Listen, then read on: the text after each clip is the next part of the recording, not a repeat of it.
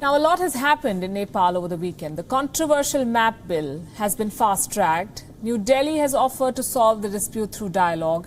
Anti-India sentiments have given way to anti-government protests. And Kathmandu has released details of its coronavirus expenses.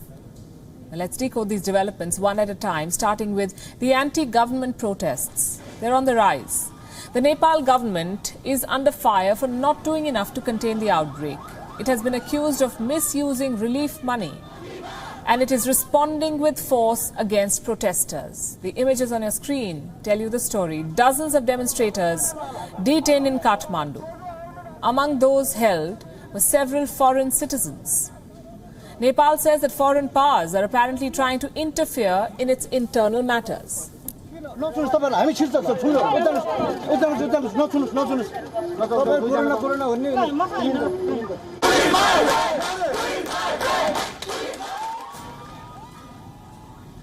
But the protests seem to be bearing fruit.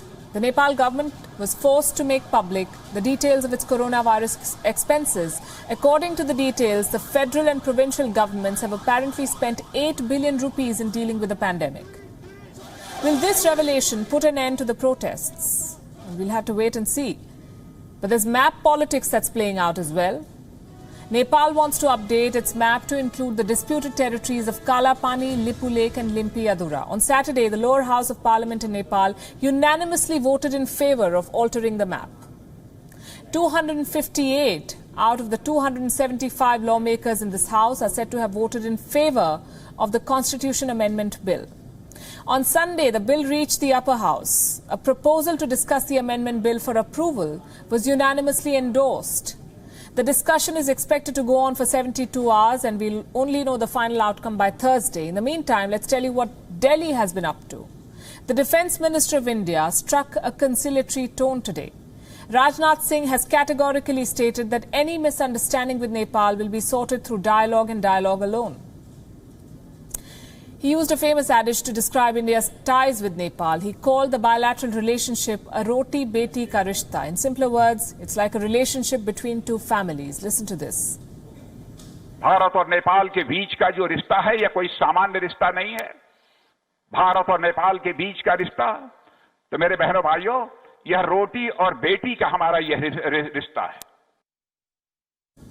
The two countries indeed have shared excellent bilateral ties in the past. So how did this political crisis precipitate? And that too during a pandemic. What pushed Nepal to pick a fight with India?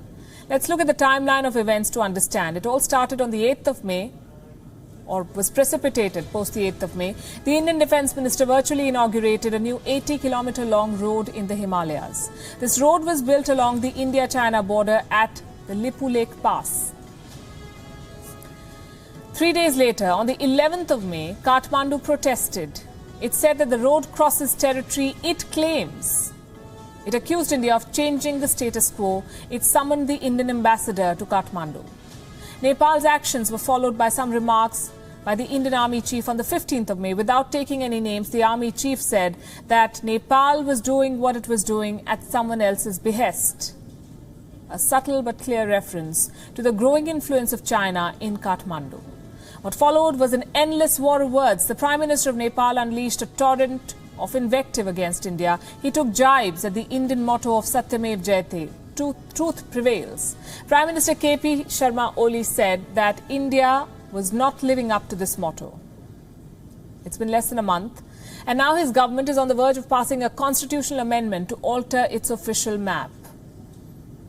These are some facts, and I want to conclude by talking about what lies ahead. A dispute between India and Nepal will further put the stability of the region at risk.